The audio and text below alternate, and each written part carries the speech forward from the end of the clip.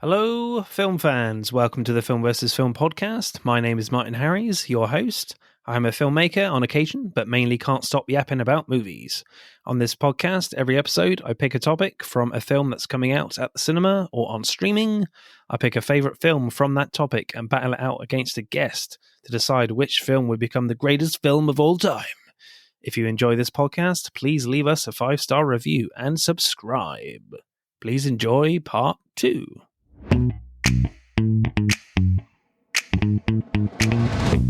Hello, welcome back to the show, part 2, of course, where we are doing Video Games Adaptations 2.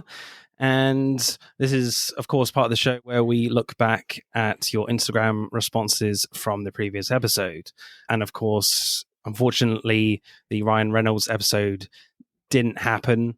So there's a backlog of responses now. So the previous episode before that was with Liz from Liz and a Movie, where we were talking Maya Goth films, and the fake out went with X, but Pearl for the performance.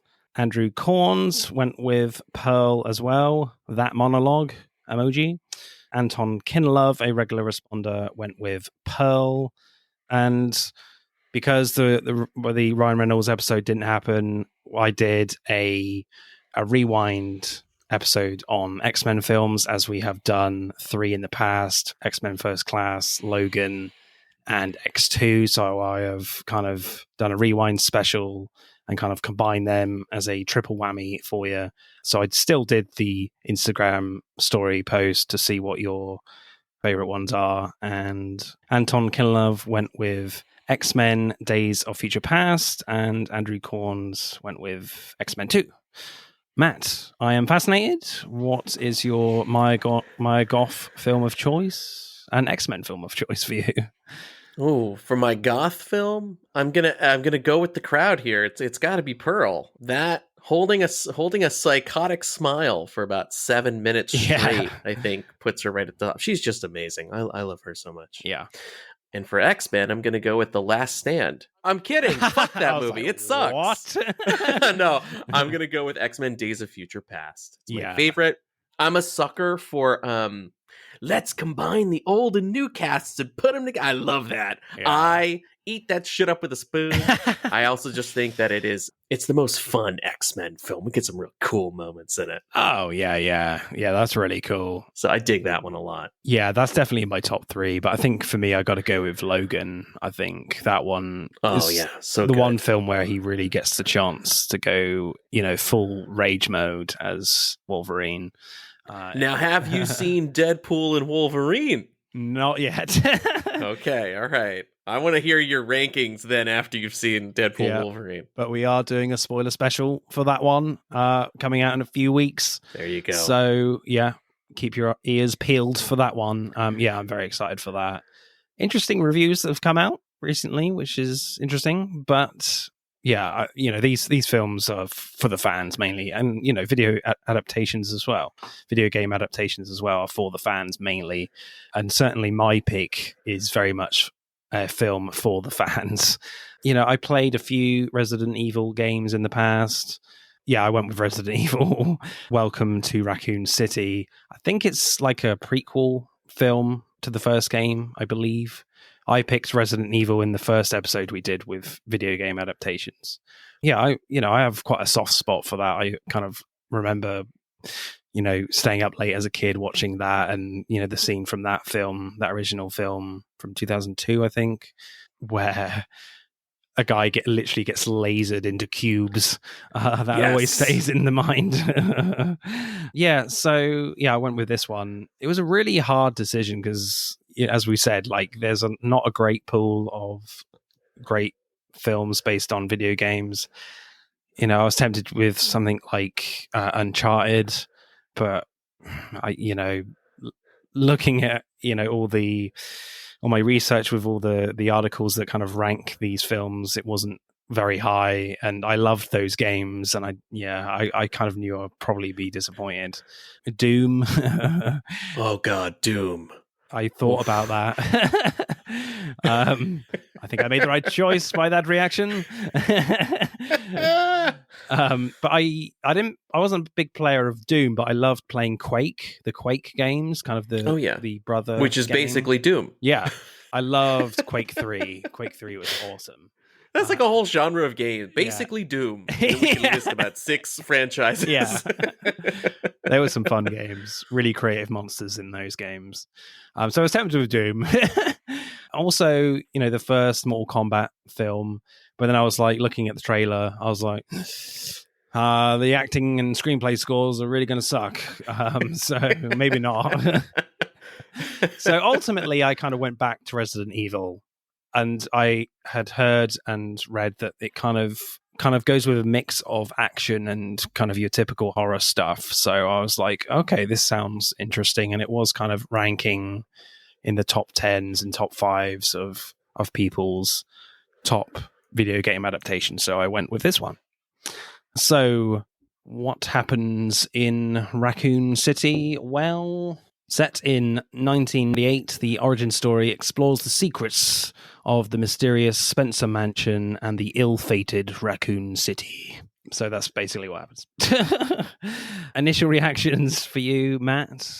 What did you make of it? Yes, I have to open my initial reactions with 2 admissions or confessions for your audience. Right. 1, I've never played any Resident Evil game. Okay. I know. It's a blind spot for me. So I'm approaching this review strictly on film.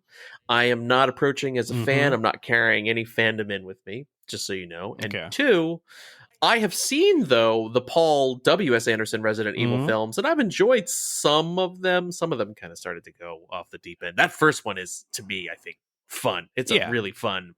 That scene, you mentioned the guy getting cubed. I love the elevator. Oh, yeah. It's totally awesome. Yeah, so listen, I'm a sucker for action. I'm a sucker for horror, and we talk about this on our show, on the Matt and Mark Movie Show. We're suckers for action horror. Yeah. Very small subgenre of movies. Very fun, though. I'm talking about movies like Blade, From Dusk Till Dawn, even Ghosts of Mars in its own kind of crappy way. These are all action horrors. They're kind of fun. We don't get many of them. So when new ones come out, I do get excited. So yeah, Resident Evil, Welcome to Raccoon City. A little bit of action, a little bit of horror. Yeah. Interesting. So have you seen all of the Resident Evil movies? Unfortunately, yes. I've seen them all. Yeah. I will go to bat for that first one. Yeah. But I do think, it's the definition of diminishing returns. I feel like you watch those Paul W.S. Anderson Resident Evils and you ride the downward spiral all the way down. Yeah. I can't remember which one it was, but when one of the characters mentioned that the virus dried up all the rivers, I was like, okay, I'm done now. Yeah, there was one to get to a certain point where people are like, now all of a sudden this character's psychic. I'm like, really? That makes no sense. Yes. Just what happened to the zombie? It's supposed to be a zombie movie. What happened here? Yeah. Well, there's got to be some plausibility. Just a little bit. Man. Give us something. But yeah, I mainly picked this because obviously this is mainly, I think, certainly teeters more into the action genre than horror. That's where it was certainly going, the franchise. So they're, bringing it back to its kind of horror game roots. Because this is not a particularly old film. This is from 2021, I believe. Yes. This was one of those pandemic movies. Yeah. Where people were not brave enough yet. They were still scared, rightfully so, to go to the theater. So it kind of died. This was a movie that people found on video. I found it on video for sure. So initial reactions for you with this one then, Matt? Yes. My initial first reaction to this is they should have renamed this movie. It should not be called Welcome to Raccoon City. It should be called Welcome to Crazy Town, because this movie is bananas in terms of like, what the hell were people thinking? Yeah. There's a scene where a guy is listening to headphones at work and he's kind of falling asleep, and somehow he's able to completely ignore or miss a giant flaming semi-tanker truck rolling over onto its side and exploding mere feet away from him. He has no idea. Yeah. Keep in mind, you would feel the heat. Yeah. You would hear the blast. You would feel something. Nope. He's got his little headphones on. They're not good headphones either, because this is a 90s movie. I was looking closely. They are not over-ear headphones. No, he would have heard it. Yeah. Okay, that's what I'm talking about. This movie is ridiculous. Sometimes in a fun way and other times in a completely artless, stupid way. Where I was like, are we, what is happening here? Yeah, I think I probably enjoyed it a little bit more than you, but I think there's some really interesting scenes here, some really well done scenes, I think. But yeah, sometimes it definitely goes into crazy town, and there's some interesting monster design which goes very faithful to the games. Whether that's a good thing or a bad thing, that's up to, whether you're a big gamer or not, I guess. But yeah, but I think my main problem is with the screenplay and with the characters. So yeah, so it's definitely a mixed bag for me. So directing, then, I really liked the opening scene in this orphanage. There's some great flowing camera shots that don't feel like they're going on for too long before they cut. I love the creepy hand that comes into shot while the little girl Claire is sleeping. But there's some interesting dynamics here where Claire Redfield finds this little mutant zombie child in this tent, and the child doesn't seem very threatening. It shows Claire her name tag on its wrist, which of course raises a lot of questions in the first place. Then kind of writes on a bit of paper saying below where she lives. Then the child disappears. Then the jump scare happens, but it's Neil McDonough who drags Claire away. And he feels creepier than the mutant child in a way for me, with that expression and that very interesting wig.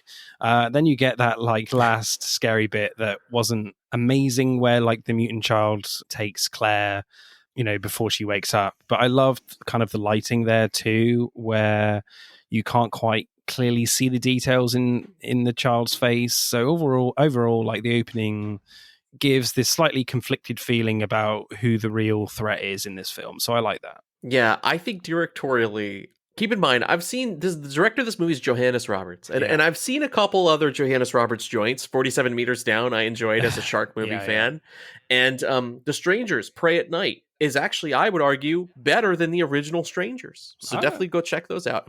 Here, I don't know if he was tired or just didn't understand the assignment, because he may have gotten the video game portions right. Yeah. But for me, there are so many dumb, inexplicably dumb things. Another dumb thing that happens that I guffawed at. I laughed out loud, couldn't stop laughing. This is the subtlety of the zombie introduction in Raccoon City. Is there's a zombie crawling at the window. Yeah. Kaya Scolodario turns and looks, and the zombie isn't just crawling, it's writing a message in blood. It took the time to write a full message. The message is, by the way, itchy tasty. Itchy tasty. And then the zombie bursts through the glass and then repeats the line in case you missed the message on the window. And that's the kind of directorial shit I'm talking about, where I'm like, hey guy, are you tired? Maybe you're tired and you need a moment. Which is fine, right? It's real bottom of the barrel stuff. Even just the visually, I'm gonna say something, because I do love a dark movie. I love visually dark stuff. This movie was so dark, I shit you not, I turned the brightness levels up. Really? I have a QLED TV. It was so dark on my normal settings. When Claire's in the truck with the trucker, could not see a thing. Literally, I was like, I'm looking at a black screen here. What is this? Right? You try to watch this on a QLED TV during the day, you are going to see nothing. Absolutely nothing. I had to crank the brightness levels up so I could see it. While I appreciate the commitment to the bit, I thought the cinematography was lacking. So I do like the haze and the mood and the atmosphere of this movie, and not much it directorially. I can't say much for Johannes Roberts here. Okay. I'm going to disagree a little bit. I quite like the cinematography here. I do like it, a dark cinematography in films, and I always find that's really interesting where a director kind of goes for this, when they go for creepy characters and creepy monster design, where they're trying to hide it a little bit and you're really trying to figure out what they look like. I dig that stuff. But I guess I see what you're saying with the woman with not much hair when she's writing, itchy whatever she said. Itchy tasty. Itchy tasty, and she kind of just jumps out the window. It's just like the director's like, the actor's like, do you want a close up of this? I'm like, I can't be asked. Just do it. We've done it in the wide. Let's just do it again. And I'm not moving my chair. I'm not moving the camera. I mean, we're already all here. We all showed up to work. What are we going to do? Not do it? Yeah. Come on, jump. Yeah. The truck crash scene I found was really good. Like the way the woman like gets up and kind of walks in the background with a shot of Claire and the truck driver just talking. There's like a similar thing in Raccoon City when that woman with very little hair, as I said, kind of jumps through the glass. But again, like the woman is in the background of the shot. So I kind of like that in a way, that the director is telling you that you have to look at the whole frame and not just what's in focus all the time in this film. So, but I think my favorite scene with using that kind of technique was when the conspiracy theorist in the police cell dies, and you get this great shot of the zombie standing up in the background of the guy pleading to Kennedy, the rookie cop, to open the cell, and the lighting is like really faint and you can barely see the zombie's face. Then it cuts away to Kennedy trying to unlock the cell door, then a nice like whip pan to his neck being bitten open. That was cool for me. So that's an example where it's done well, but when it's not done great is when like Richard Aiken, I think, gets killed in the mansion, and a zombie just kind of comes up behind him, which didn't feel amazing because you're kind of looking for it at this point. That the director is using, he's going for this style, and it wasn't particularly well done or subtle. But there it was weird because for as protective as he is of some of those creatures and monsters, as you're saying, trying to artfully hide them in the dark and in the background, once you get to the mansion, he's like a completely different director because the zombies are first right up in your face, and some of them don't look great. They also don't cut away. Like, there are weird motions where like zombies are kind of like very much like they cease to be zombies and become actors in front of your eyes, and you see them like doing their best death poses and falling, and the camera, in the edit at least, it doesn't do them any favors. He doesn't cut away to help their performance at all. He just leaves it there for you, and you're like, some of them fall kind of awkwardly. As you're saying, they sneak up on some of the task force team. You're like, huh? How did that guy not see that guy there? Like, and again, like I don't care about schlock. I love bad movies. Yeah. But I do think there needs to be logic within your bad movie. Just in terms of what we're seeing. And I'm sorry, when we have a tactical team with lights on the end of their guns, and we're not seeing zombies that are clearly in the corner until it's, and then they're, now you see me. It stretches credibility in your scene. Yeah. And like in that scene I was talking about, then like a zombie literally runs in from the left of frame, and the director is trying to kind of do a misdirect, but you can kind of hear him running like too early with the sound effects. So yeah, certainly in that scene, it was just too clunky and predictable. But I appreciate that style though in the beginning. I didn't like the use to, and I think this comes down to the director at the end of the day. I didn't like the use of music of needle drops in this movie. Really?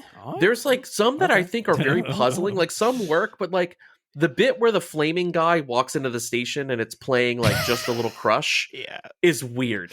It's weird, and to me doesn't work. Versus something like with that one, Four Non-Blondes later when they're singing What's Going On. That kind of works, right? In a weird, twisted way. There's just like weird decisions in this movie. I don't understand some of them. Like, I get being slavish to visually adapting the source material, but man, I think they put all their eggs in that basket. Yeah, because it was like they forgot that they also had to make a plausible horror movie underneath it. Yeah, definitely. I think certainly when it goes into like true action, it's definitely disappointing for me. Like the truck crash scene was disappointing. Where we're going into it, I thought that the truck was gonna crash through the gates, but it just kind of topples over. which was kind of disappointing. You know, if it goes through the gates, it might have woken up Kennedy. Who knows? But if he's hit by a truck, that's when he wakes up. But I loved how casually the truck driver zombie just walks up to the counter like he's just about to report an accident that just happened. Oh, by the way, I'm on fire as well. Do you have a fire extinguisher? Oh, I'm dead. Shot. I found that just so funny how he's just casually walking to the desk on fire. Yeah, I did like that. There were some zombies I think that fare better than others. I love the dog zombie. I thought he was great. He looked kick-ass. Also good animal performance. I was like, wait a minute. Good animal performance by this, was that a Doberman Pinscher? He was great. Yeah, something like that, yeah. But I don't think like the attack scene was that good though with the zombie dog, really. That left a little to be desired. But the initial transformation when the dog is changing and you're seeing the pus kind of come out of its eyes and down its mouth and you're like, whoa, something's up with this dog. Yeah. Yeah, because in that scene in like the car park where there's just this shot that kind of pushes into the car while the police chief Irons is trying to like load his bullets into his revolver from behind. And you're not quite sure if the shot is from the point of view of the dog, you know, his perspective, because you can hear the dog growling, but the shot it kind of just frames up nicely to the car window, which made it completely obvious that dog is going to fucking crash through the window. Yes. That's what I'm saying. Yeah. It's like Johannes Roberts knows better. He should know better. Yeah. And then Claire saves the police chief, which was quite annoying because I really wanted that guy to fucking die. In that scene. No, I actually love Donald Logue. I thought Donald Logue is great. He's like, we'll get to him. He was my only performance I liked in the movie from the actors. Oh yeah, I would agree with that. But yeah, one of those where I was just like, you know, there's being really dickish, but then I'm like, oh, can we just kill this guy now? Come on. I love the scene where Claire, Chief Irons and Kennedy come back to the orphanage, and there's this brilliant like shot where we see like the hanging lights in the hallway swinging slightly one by one coming towards Kennedy, the rookie cop. Then you have like the mutant child from the beginning, Lisa Trevor, I think she's called, like all grown up, and you assume she's kind of jumped off the lights, you think. But no, moments later the cop gets tongued and the monster kind of kills him out of shot, you know, throws him on the ground on the floor, and he's, you know, nicely torn up. That was cool. Then when it kind of jumps down, the design was kind of really great, but clearly with CGI and wasn't amazing really. But like the little fight between like Lisa Trevor and the monster was fairly convincing and well done, I thought. Yeah, I think I know the bit you're talking about with that monster, that was done okay. I have a big problem with the physics in this movie. Like we talked about the truck. Another big one that happens is when the chopper crashes into the mansion. It like just kind of conveniently just blasts through the wall, but no one is blown back at all. They're all just able to stand right there. Like it looks cool, I guess. I thought they were blown through the tunnel. That's how it felt. But they're still in the room. I'm like, they should be dead. Dude, the way it's visually communicated does not sell that at all, because they cut away to the other shot and they're just kind of there like, oh, it blew up. Yeah, with literally not a scratch on them. Yes, it's very weird. Also because, again, the dimension, I'm trying to spatially understand kind of like, well, how big is the mansion? How big is this area here? We know the mansion also has like secret areas and is somehow inexplicably connected to the orphanage in town via underground tunnel. Of course, sure, video game logic, video game movie, right? We have to stretch credibility. Absolutely. We have to stretch believability in some kind of way. I will give set design credit, though. I love the look of this. Is it the Spencer Mansion? Yeah. I thought the Spencer Mansion looked really cool. I'm also just a sucker for old moody mansions like that in movies. So that's definitely fun. I liked that. I liked being in the mansion more than I liked being in Raccoon City proper, like on the streets or in the police station. I thought those were all kind of not so exciting set pieces. I think especially with an action movie, you have to have really great set pieces. And here I feel like anything outside of the mansion is just not very fun. No. I almost wish the whole movie was more of a contained chamber piece. Like we're all in the almost like I don't know if you saw Abigail. No, not yet. Which was a movie I did not like. Okay. But that movie kind of also wisely traps them in one building location, and it does a lot for that movie. And I think this movie could have benefited from something like that. Yeah, or something like, not strictly a horror film necessarily, but like Assault on Precinct 13. Yeah. Yes.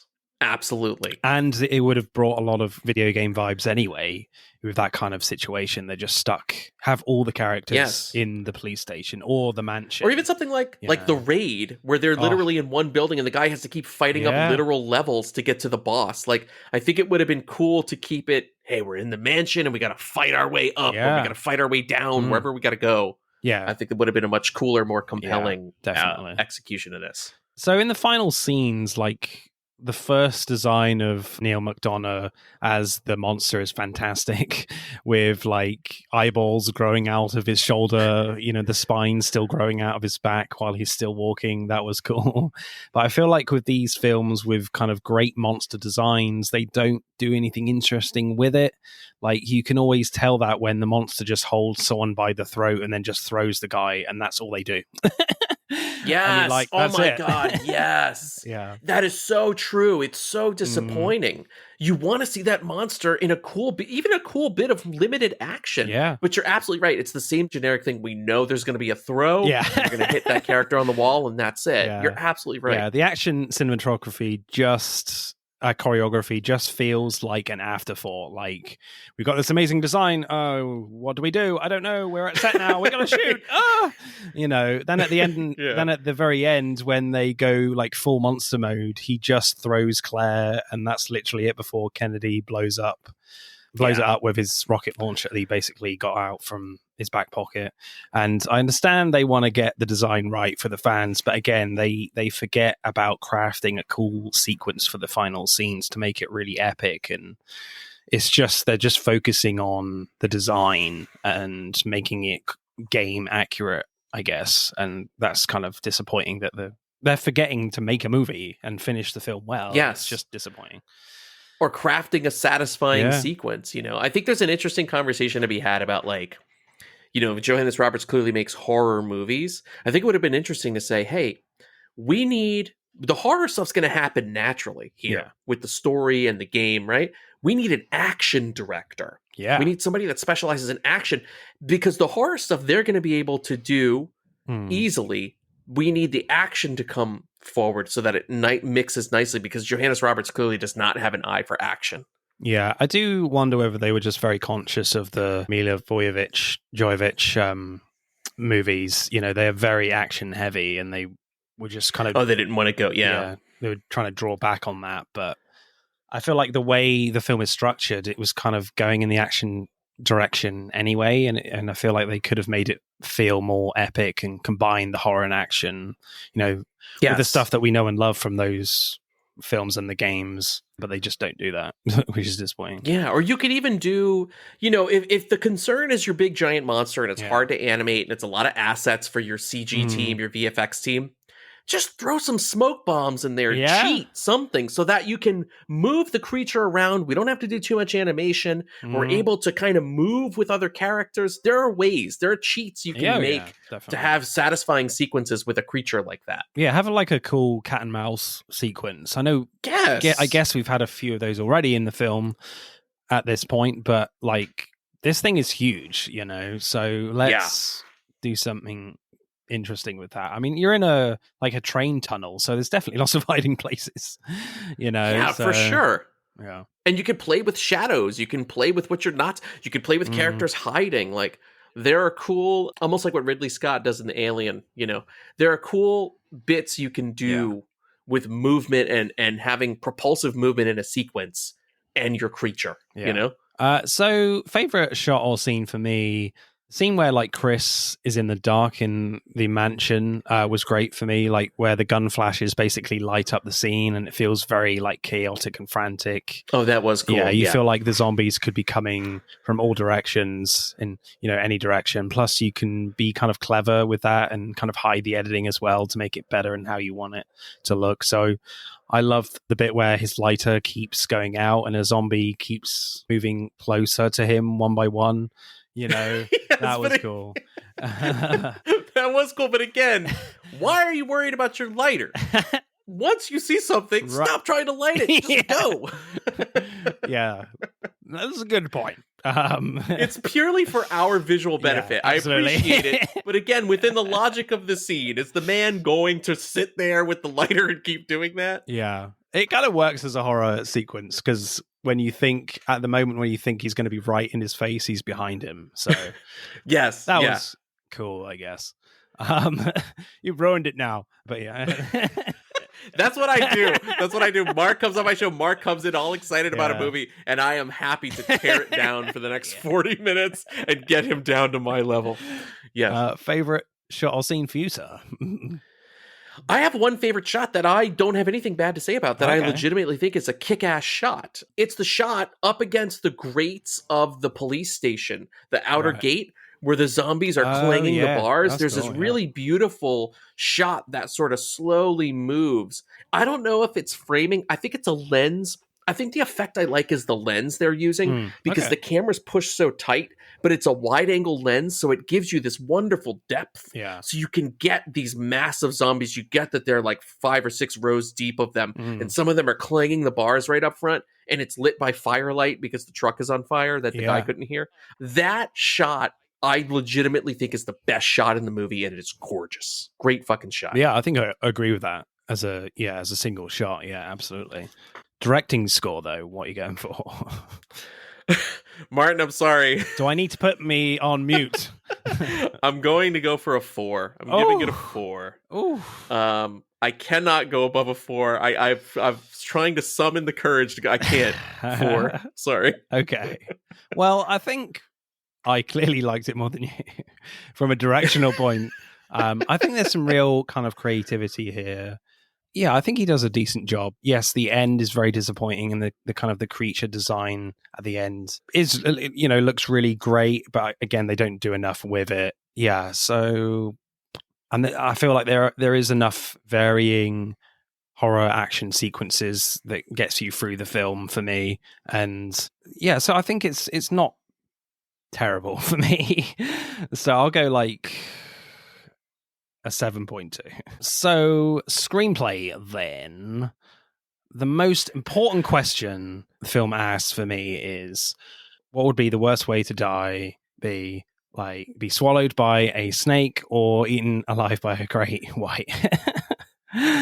For me, I think I would have to go with a snake because you're eaten whole, so you kind of have a little chance. If you have a knife, you can kind of, knife your way out. But with a great white, we've all seen Jaws. You're going to get your legs snapped off, so you're pretty fucked. How about you? Yeah, I think... Well, I think I might go the other way. I think I would choose the great white because really? I don't want to endure the... I just want it to be over quickly. Okay. I don't want to endure nuclear winter. I want the nuke to drop right on me. Yeah, fair enough. So I'll go for great white, and I'll put my head in first. Fair enough. I guess I'm feeling too optimistic with my chances, maybe. Yeah, maybe you've got some Resident Evil weapons. Yeah, maybe you're standing a bit of a chance. I'm imagining I'm leaving the store. I've got bags in my hand. Somehow a shark has made its way on land. Yeah. I don't know if I'm going to make it out of this. Okay. I mean, to be fair, I haven't seen Anaconda for a while, so that might change my opinion. Yeah, you look at John Voight's death in Anaconda and tell me you think that's the best way to go. Yeah, so talking screenplay, I think the main problem here is that there's too many characters, and I think I totally understand when you need to have a few characters in there to just kill off in a fun way to show the threats of the film. But when you have like 5 characters at the end that you barely know or care about is a problem. What makes it really frustrating though is that we have like lots of different like groups of characters in this fairly short film. I mean, it's an hour and 40 to follow. And remember, you kind of have Claire and Kennedy and the police chief in the police station, and they travel to the orphanage, and you have the other cops, the bland cops in the mansion. And of course, one of the cops says, "Let's split up." I did sigh at that bit. Oh, really? Again? Okay, fair enough. Standard thing to do. It's frustrating because in the action scenes, you just lose intensity, like going back and forth between each group of characters. At one point it just takes a really long time to get back to Claire's brother, Chris Redfield. It feels like a good 20 minutes before we even see him again after that initial attack in the mansion. And there's a point when you get a sense that all these groups of characters are going to kind of end up back together again at the mansion. And you think it could be cool to kind of see them together in a good like epic moment, but it never really materializes like that. It just falls very flat for me when they all kind of come back. So yeah, I would agree with that. Again, like a lot of modern cinema, it's just too many characters. Yeah, I would agree with that. That's a great note for screenplay. Too many characters, but I would add one for me personally, which is no likable characters. How do we not have a single likable character? As you said, Martin likes this movie. And by the end, didn't care or know any of the characters that he'd spent time with because it's not, the information isn't there. I think making Jill Valentine likable would have been great. I think making the main girl that we're following, Kaya Scodelario is the actress. Yeah. Making her somewhat likable, but all of our characters all seem to be some variation of like bland, an asshole, dejected, sad sack, completely irredeemable person who stabs other people in the back. There's no one for us to root for. By default, we're kind of rooting for Kaya Scodelario because we see the other people are even worse than she is. But there's not like, again, there's not a Ripley. There's not somebody that we're like, holy shit, I love this person and I want them to live, right? By the end, I was like, I forgot. I'm like, how are these two connected again? Yeah. Maybe there's a relationship. Like, I just didn't care because I didn't like anyone. I was just kind of like, okay, here are our casts of cannon fodder. Cannon fodder. Right. Here's the zombie, the zombie grind, right? Here are the meat for the grinder. Yeah. I was like, I don't know any of these characters. The only thing I know is that these two are brother and sister, and this Johnny Depp looking dude doesn't want to be a cop. And that's all I know. I was just kind of, I felt more for, character-wise, I felt more for the kid versions of them, not just because they're kids and it's easier to care about kids, but I felt like I knew them better. Okay, they're two kids in a very uncomfortable situation. They're in an orphanage. They have each other. They have to communicate. One of them clearly doesn't want to communicate with the other. This is great interpersonal character drama. When they're adults, none of that crap is there. No, it does seem a little bit wasted. Again, I get the attraction of just being so loyal to the source material. I'm sure fans of the games were pleased with elements, but like, you gotta have cool, satisfying bits. It's not enough to just see the character, use them in an interesting way. There are so many cool opportunities for great sequences in the mansion, and there are some cool bits, but man, they really needed another once over, sort of a rethinking of some of these sequences to plus them up a little bit. And that comes down to screenplay. Just seems to me like it's kind of a lazy script. Absolutely, because you have like Donna's character, and he does seem like a nice guy in that scene where he's going into his daughter's bedroom because she's had a nightmare, and you feel like he's a nice character, a nice father, a good father, but they really don't go back to him again and to see whether he will turn out to be a villainous character in a subtle way. And it's just, he is a villainous character, and it doesn't take long in that little scene he has in the end with the guy from the Umbrella Academy. There's no other scene, there's no connective tissue to make that transformation meaningful from good father to evil guy. There's nothing. So it doesn't land, I think, the way that they think it's going to land, you know? Yeah, because another problem I had was the kind of the flashback scenes with Claire. Like, I think they were good with what we had in the film, but there's not enough of them. You know, I'm not a complainer that films are too long. You know, this is an hour and 40. I would have loved to another like 10 minutes of, you know, just seeing the past. Maybe there's the Stranger Things aspects, you know, leaning over them, like we kind of talked about in part 1 with Silent Hill.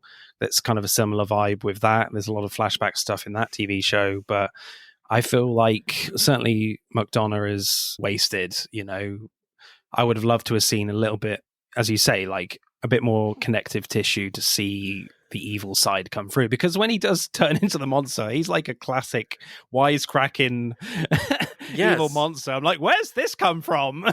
He's like twirling his mustache, like like all of a sudden he's got all these diabolical plans. I was like, wait, your Lex Luthor? It took you one scene? We're already here? It just is a little bit too much too late. I would have definitely got rid of some of the characters so he could have had a little bit more room to play with his family dynamics and his relationship with Claire in the flashback scenes. Did you want more flashback scenes for you? I could have totally done. I'm with it, man. I love your idea of the extra 10 minutes. Yeah. Let's get some more flashback scenes to make that relationship matter in the modern day with the brother and the sister. Let's get some connective tissue scenes for Neil McDonough so that the transformation from good to bad guy makes an impression, whereas now it seems like it comes out of nowhere. And let's also add some good. Give me one new good action scene or plus up the existing ones where it's not just over in a quick shootout or, oh no, the helicopter crashed through the wall. Like, give me some good lead in to understand why in the scene that makes a difference. You know, like, I think things happen so quickly. It's like, oh no, like they're talking, having a separate, just speaking of the helicopter crash. This is a great example. Jill Valentine is talking to the other guy, the big guy, and they're talking about something completely separate. And within a second, there's no establishing that the chopper's coming in. She's just like, oh my God, watch out! And the chopper explodes. And then we get the aftermath, but there's no fallout from it. There's no other characters. You know, I think little cutaways make a big difference. You know, especially if you're a group that's split up. Once that chopper crash happens, catch up with the other people. Are they reacting to the vibration, to the sound? Do the zombies get, you know, like there's a lot you can do to sell the magnitude of an event like that. This movie treats a chopper crash like somebody finishing a sandwich. Like, this is not a small feat. A gigantic thing, a fucking vehicle crashed into this house. Shouldn't there be something here, right? No, they don't care. Maybe that's something that's in the water, you know, that it's just the water affects their senses, you know, like a yeah, seriously, man. They can't just hear big explosions. So like, oh, what was that? Someone dropped a coffee? Oh no, that's a fucking helicopter. That's just Raccoon City, baby. That's how we do it in Raccoon City. Yeah. Ridiculous. It's fucking ridiculous. I think, was it Wester's character, Wester? What's his name? Wesker is his name. Yeah. Yes. His character was kind of half-baked for me, you know, with what his task was, because it felt a bit sudden that, you know, he's tasked by an unknown company. I don't know whether that's just a fan thing, a hidden Easter egg of a secret society or whatever in the games, that he's tasked to, you know, get the virus out of there and you know, earn lots of money for it, etc. But he gets this device, like how in the early part of the film, to say that, you know, it's a Palm Pilot. Yeah, the Raccoon City's going to get destroyed. So yeah, that didn't. I feel like I wanted more from that, and certainly with the scene with the girl character towards the end was interesting, where you think he's going to kill the girl, but ends up killing a zombie. So I feel like they could have played on that a little bit more with that relationship. But then another aspect of the film, which was interesting, but then was kind of a little irritating, was the timestamps that you kept getting. Yeah. I thought, like, going in when we were getting the timestamps, it was kind of an interesting thing about how, the zombies were developing, and because there was some really interesting things with the different stages of how they looked. And I thought, the timestamps was kind of establishing that, but that no, it's a countdown to when Raccoon City is going to get totaled. So, and to your point, it's not even done well. No. Those timestamps they seem completely innocuous to the story, because the timestamps are supposed to build suspense. They like, don't. I think it would have been way more effective. Like right now, just so for context, the timestamp will list the time 1:06 a.m. I'm like, okay, that's completely arbitrary to us right now. I think it would have been more effective if those timestamps said 3 hours left. 2 hours left. Definitely. Like, make it more of a countdown so that we understand. Because by the third or fifth time, I was like, who gives a shit that it's 3 a.m? Who cares? Yeah. Like, it's just as bad as it was at 1 a.m. It still sucks. I feel like the film is trying to be clever, and you're supposed to fill in the gaps a lot more with like, oh no, the time is connected to the little device, and it's going to blow up at 6. But dude, come on, this film is not intelligent enough to really go for that type of narrative style. Come on, this is a zombie movie. It would have been so much cooler. They give him the Palm Pilot, which I get it. They want to be like, hey, it's 1996 or whatever. Look, it's the Palm Pilot.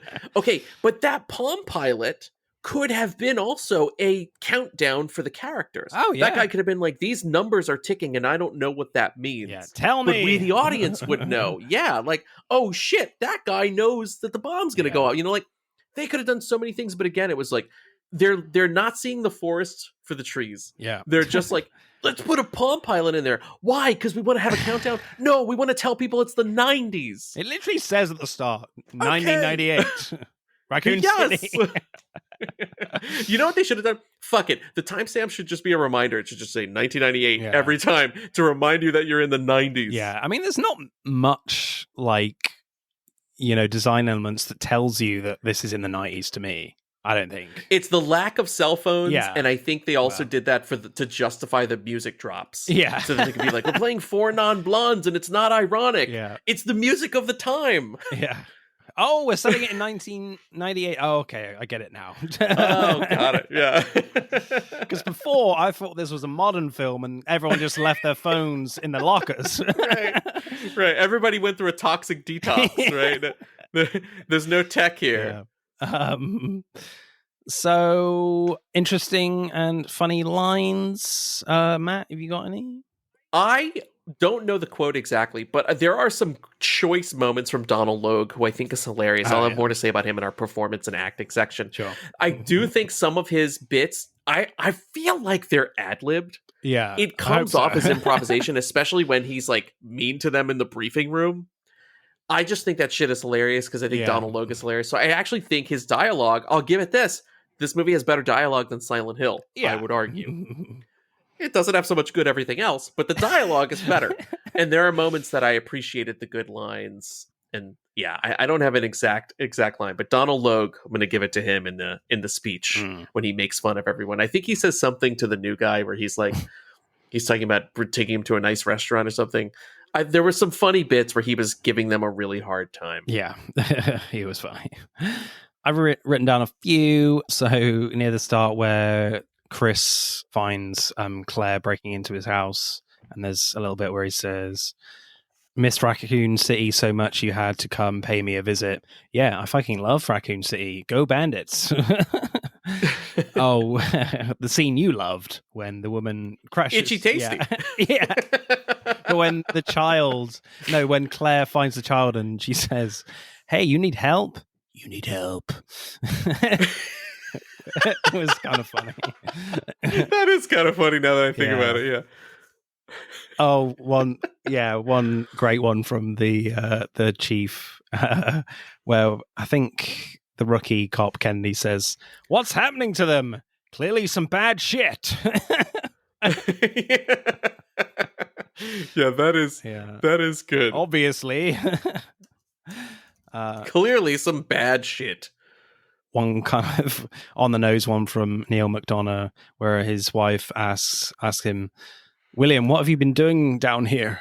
"God's work." Which was interesting. Oh, here you go. I found the chief bit that I was referencing. Right. It is at a restaurant. It's when Wesker looks at his Palm Pilot and he says, "Is that important?" And he says, "No, I'm all good." "Oh, new girlfriend? Maybe you can take her out to eat at Planet Hollywood. They got a new one at Gatlin. They've got a great salad, little wine. Or maybe you just take her back to your apartment, rent a movie at Blockbuster, get cozy on the couch, or put on some Journey." Like, that whole bit, again, I don't know if it's in the script or if Donald Logue improv'd it, but it's great. Yeah, Donald Logue is definitely not reading that from the script. He's giving the script too much credit if he is. But I think my favorite is from Neil McDonough when he's in kind of half monster mode with his eyes popping out of his shoulder. And he's like, mustache mode, dwelling mustache mode. And he's like, I almost feel sad having to kill you. Almost. And then, of course, he throws him without killing him. Yeah. Screenplay score, Matt, what are you going for? I'm going to be a little nicer than I was about directing because there were some enjoyable bits of dialogue. Itchy Tasty is hilarious. 8. Amazing. Yeah. Right. It's a 10 for me. No, I'm going to go 6. I'll go 6 on script. The dialogue is pleasantly fun. And I cannot compliment anything else in the script category. Yeah, the script, a bit like Silent Hill, the script is just frustrating because I feel like there could have been something really cool here.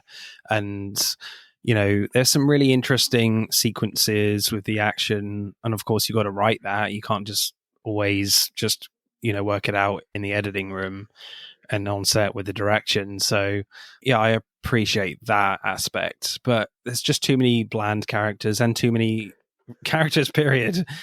So that was a problem. But yeah, I liked the police chief in the beginning. He did get a bit grating, and I wanted him to die a little bit earlier. But yeah, that police scene in the beginning in the office was fun. But yeah, just Neil McDonough's having a fantastic time, but yeah, too many characters and a little too predictable at times. So I will go like a 6.5. So acting then. Oops. Yeah. The acting from a lot of the cast is quite boring and bland. There aren't a lot of interesting characters, like we've discussed. Like, if you're gonna have like asshole twatish characters, like make them more interesting than they are. I mean, come on, like you don't don't have to assholery. You really go for it. Make them interesting and fun to watch. They only really do that a little bit with the police chief. Yes, or they should relish being assholes, which is another fun bit sometimes that movies can do to make their villainous characters compelling or unlikable characters. They don't even bother doing that. Yeah.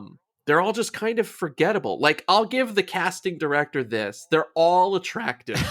That's it. They were like, let's cast all handsome, beautiful people. Wonderful. You've achieved that. Yeah. I think the only 2 actors in this movie are Neil McDonough and Donald Logue. Oh, yeah, definitely.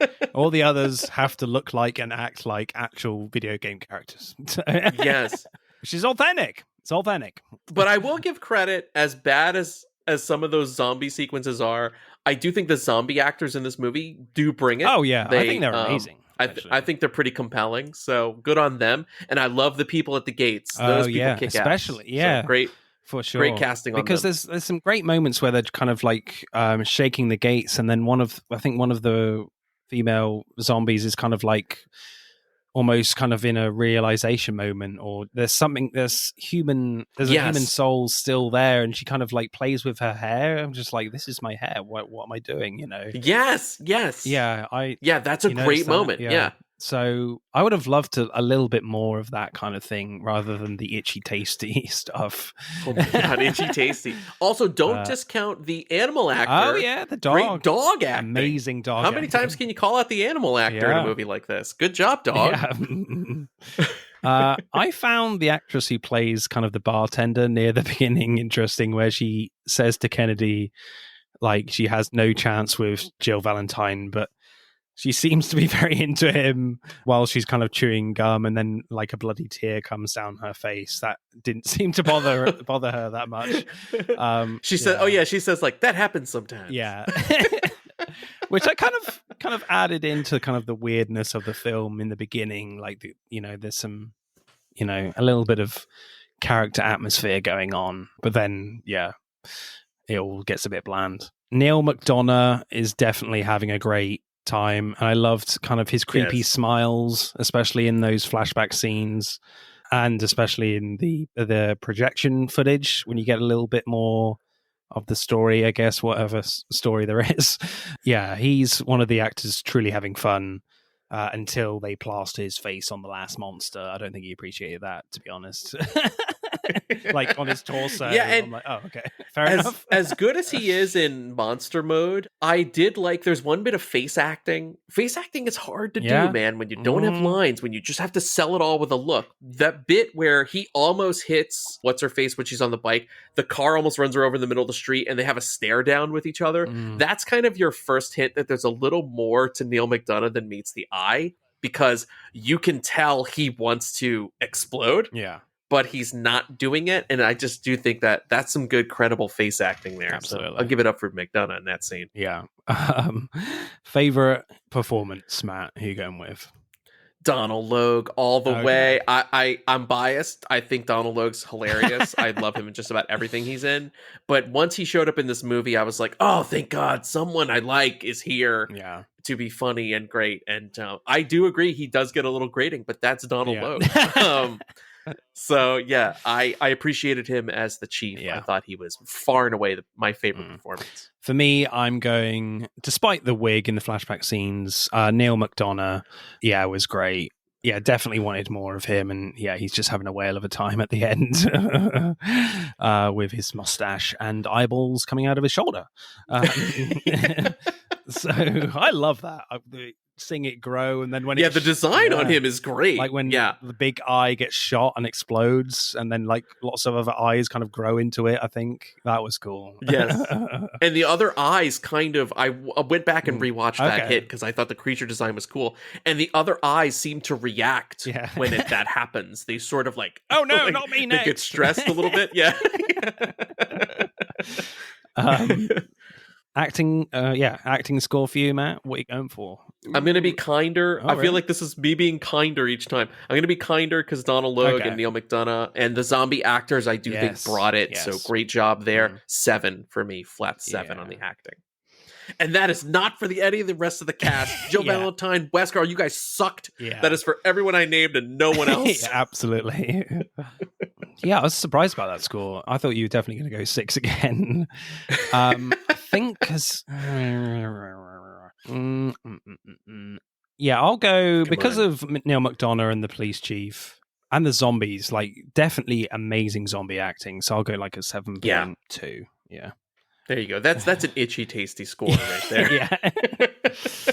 It's tasty, not itchy, just tasty. Not itchy, just tasty. Yeah. There you go. Donald Logue, tasty. Wesker, itchy. That's like the barometer the movie sets. On a scale of itchy to tasty. Come on, guys. I want more tasty. Less itchy. More tasty, please. Please. Less itchy. Stop itching. I mean, in an acting sense. Yes. Yeah.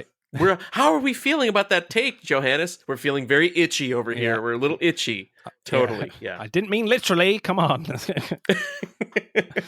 Right, let's add up the scores then for Resident Evil. Welcome to Raccoon City. Also, very disappointed there aren't any raccoons in it.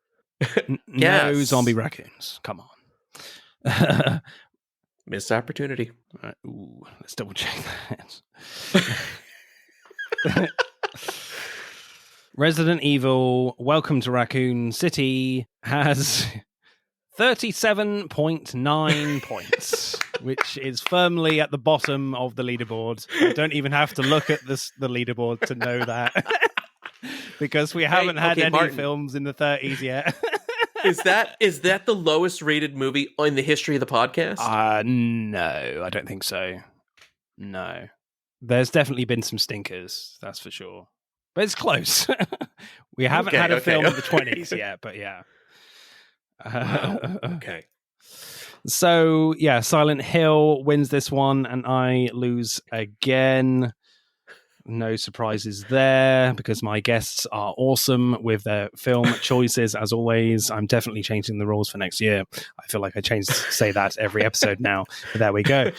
Next episode, we are actually taking a summer break, an actual planned break this time. So I'll be doing a rewind episode, and I think I might do one on the Alien films, because you've got Alien Romulus coming out, so I might combine, because we have covered Alien and Aliens before, and I seem to remember Alien was criminally underrated. It was our first season of the show, the first year, and we didn't really know what we were doing. So with the scores, I mean, it should all be 10s, frankly, in my opinion, for that film. But yeah, oh hell so yeah, we'll do a rewind. But then after that, Beetlejuice is out, so we'll be doing either Michael Keaton or Tim Burton films for that episode, and another returning guest for that one. Lee from Lights Camera Rant will come on. Always fun when he is on. So that's next week. Matt, you are always amazing talking to you about movies, and it's just so much fun talking bad ones for once. Yeah, this was great, man. Thank you for having me on. Always a good time on Film versus Film. Yeah, tell the folks about your podcast, and where can we find you? Yeah, check us out, man. The Matt and Mark Movie Show. Find us wherever you find your pods. We're on all the big platforms, and as I said, not only, if audio isn't your flavor and you want some video, check us out on YouTube. We've started putting all video versions of our shows on there.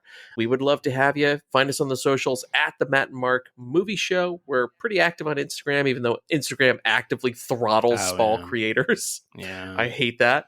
But yeah, that's how you can keep up with us right now. I think by the time this comes out, you've got a couple options from us. We've covered Twisters. We're going to be covering Deadpool Wolverine. We've got some fun summer stuff. I think as we're obviously going to be covering Alien Romulus. As the summer winds down, we'll be getting into spooky mode very soon, which is my favorite time of year on the show. Absolutely. So hang out with us in October. Yeah. Right, it's time to say goodbye, people. I know it's very sad, very sad. It is goodbye from Matt. Bye-bye. And Matt is doing it again and staying silent. Bye-bye, Matt. Bye-bye. Come on, man. You've been on 3 times. Itchy tasty. Yes. Itchy tasty. Yeah. It's been a tasty experience on this side. Not itchy. That's what I want to leave you with. Always tasty with you, man. That sounds bad. It is goodbye from me. I'm going to my nearest hat store and asking for a giant triangle tin hat and demand that they bring it to me. Bye-bye. That's it for part 2. Thank you for listening. I hope you enjoyed it. Check out part 1 if you haven't done so already. But don't stop there. Get involved and tell me what your favorite films are relating to the episodes. Send us a DM or comment on Instagram and TikTok at Film vs. Film Podcast, for X at FVF_podcast. Plus, we are now on YouTube, so hit that like button and comment there. If you do, I'll give you a shout out on the next episode. Remember, please leave us a 5-star review and subscribe. Pod signing off.